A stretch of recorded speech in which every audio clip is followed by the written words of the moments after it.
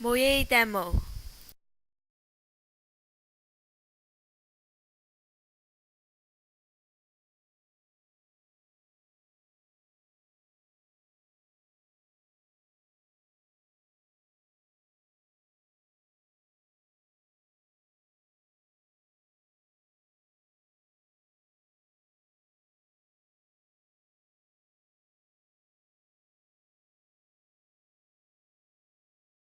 모예의 demo.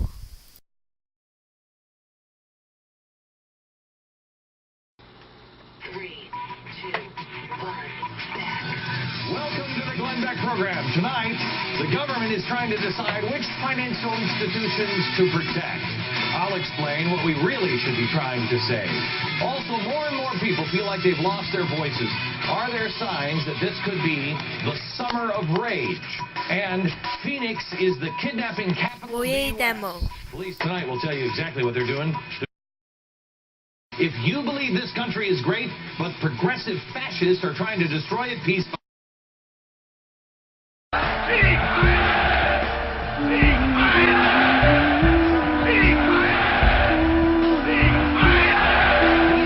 this is your wake-up call. Come on, follow me. Progressive fascists. Oh, they're going to be writing 모예의 about that in their demo. little basements of their mom's house. I got a new blog. Hello, America. Here's tonight's hot list. These are the stories that the mainstream media is covering. AIG is going back to the public trough for the 4th time now. Yeah, that's the insurance company that we bought that is going to be such a great investment for us. Just days before it's expected to announce $60 billion of losses in the 4th quarter, they want more. Plus, air traffic controller who talked to Captain Sully moments before the miracle 모예의 landing in the demo. Hudson River says he thought everybody on board was headed for a death sentence.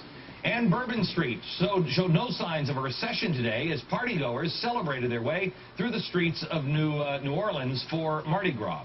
An infant and 4 others were shot along the route. Fantastic. Now, everybody is trying to talk about saving the banks and we're going to nationalize, but personally, I think the thing that they're missing is the thing that we really should be saving. 모예의 In demo. order to save the banks or the big 3 or any other company, we must first rescue something else from the brink of collapse, and that's our values. Despite what Ben Bernanke or Tim Geithner will tell you, if we don't have a real liquidity problem in the country, that's not the real problem. There's no real shortage of cash. We can make more. It's like the donuts. But there's a major shortage of a currency much more important than the almighty dollar, and that is honor and 모예의 integrity and demo. honesty. Last night, J.P. Morgan announced a catastrophic cut in their dividend from 38 cents a share to 5 cents a share. Guess what? Right after the news hit, their stock went up. Excuse me? I personally believe it's because investors are rewarding honesty and integrity. They don't believe any of these people. And when they cut the dividend, they're like, okay, maybe that's the bottom for those guys. Maybe now it's all out in the open. It's not always easy to do the right thing. Take Microsoft, for instance. 모예의 demo. I don't know if you've heard this story, but they recently were forced to lay off about 1,400 people. The first layoffs in their history. But unfortunately, due to an accounting glitch, which I hope wasn't happening with their software, they overpaid severance to 25 workers by an average of $4,000 to $5,000. Then they shorted another 24 people. Well, Microsoft found out and figured it all out, and they immediately paid the people that they had underpaid, and then they called up the 모예의 people that had been demo. overpaid by $5,000 and said, hey, can you send us some of that money back? Well, so far this story, common sense, right? What would you do? Well, today we learned that Microsoft has now decided to let those people that they overpaid by $4,000 to $5,000 keep the extra money. Why? Because somebody sent that letter to the media. And Microsoft didn't want to be seen in the media as asking workers that they just fired to pay back 모예의 $4,000 demo. to $5,000. Now, some would argue that this makes sense from a business standpoint. Bad PR, it's pricey, $125,000 is just a tiny fraction of their almost billion-dollar advertising budget. So it's completely inconsequential to them unless you happen to care about values. Regardless of what Microsoft says, those employees should give the extra money back. How do you sleep at night? It's not your money. It's the right thing to 모예의 do. demo. It was never yours in the first place. How did you not look at your check and say, wait a minute, you have overpaid me by... I mean, shame on you. And shame on Microsoft. Shame on you, Microsoft, for putting public relations above principles. You know, nobody said that living with honor and integrity would be easy, but the true test of character is not only what decisions you make when nobody's looking, but apparently today, now, it's also the decisions you make because everyone is looking. And tonight, all eyes are going to be on President Obama as he yaps about the state of the economy. Well, now he has a choice to make. He can talk about the stimulus package and all the great things he's going to do for individuals, or he can take a deep breath and look us all right in the eye and admit that no financial recovery will ever be possible in this country until we first recover our principles. This morning, I kind of lost my mind just a little bit on Fox and Friends, and I want to play this because this is where this opening monologue came from, was this moment on Fox and Friends.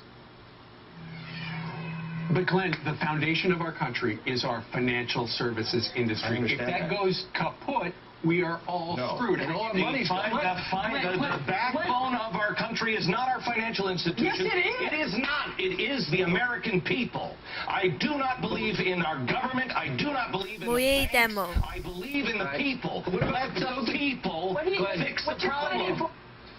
I apologize to Steve Ducey this morning because I wasn't taking it out on him. I was just so frustrated that, gosh, man, believe in people, not the banks. What are our principles? What do we really, truly believe in? We should believe in one another. Now, the problem of nationalizing the banks. Everybody's going to talk to you about what we're losing. What principles will we be ignoring? In Washington is Jonah Goldberg, syndicated columnist and author of Liberal Fascism. Hello, Jonah. Hey, Glenn, great to be here. Thank you very much. By the way, America, I know I've told you this a million times before. If you haven't read this book, Liberal Fascism, you should. You need to read it. Put it on your must-read list. Okay, Jonah. By the way, I haven't received a check kicking back to me or anything. I'm just saying. I'm going to mow your lawn for the rest of my life. Here's the thing. Where do I have this wrong, Jonah? On the selling out of principles, it's almost, and you know it through liberal fascism, it's almost always look over here, look over here, look over here, but it's what is over here that really counts. Well, you know, it's funny. We weren't originally going to talk about this, but it occurred to me while I was listening to you talk. There was a wonderful study that came out a year or two ago from the World Bank, which was about intangible capital. And it found that if you added up all of our factories, all of our industry, all of our commodities, oil, gas, all that kind of stuff, all the stuff that makes an economy, it adds up to less than 20% of our wealth. You're right. Our real wealth is in our intellectual capital. It's in the things we know, the rule of law, our values, our open society, our education, our accumulated knowledge. These are the things that have real value. And that's why countries around the world that live off of commodities are poor. Right, and all of the stuff that you're talking about all breaks down when we can no longer trust each other. You can't have a civil society. That's right. Yeah. Okay. So let me talk to you about nationalizing the banks a little bit, because most people don't know what this means.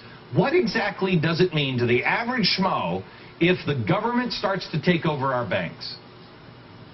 Well, it means that banks, for some average schmoes, it might actually be great news if they couldn't have gotten a loan back when banks were actually giving loans based on your ability to pay it back or how good your idea was, or something like that. So like 1987, back then when people, I mean, Jonah, we haven't been getting it on our ability to buy to be able to pay a loan back for quite a while.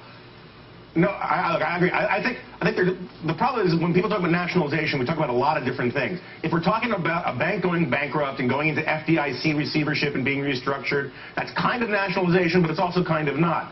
If we're talking about turning Citibank and Bank of America and these places into Fannie Mae's and Freddie Mac's, where Right. basically Congress gets to use demo. these things as government by proxy, which is not socialism, right? That Newsweek cover was idiotic when it says we're all socialists now. According to fascist or corporatist theory, all it is, it's the mixture of big business and government in bed together. The analysts today define nationalization as when the government only has a 40% stake in banks. It means they get to push banks around and tell them what kind of loans to make. Or they let politics and ideology corrupt everything. Okay, so now we can explain this. If you look at GM, as soon as they got the money, they said, oh, no, GM's going to be free to make all the kind of cars that Americans want, the green cars. Americans don't want the green cars. They wanted to buy the trucks that GM was making. That's why GM was making them. Now what they really mean is, now we have control of these industries, now we'll have control of the banks, so we can push the agenda. And if I'm not mistaken, I mean, follow this. I've been trying to think a little bit more on what is the next step.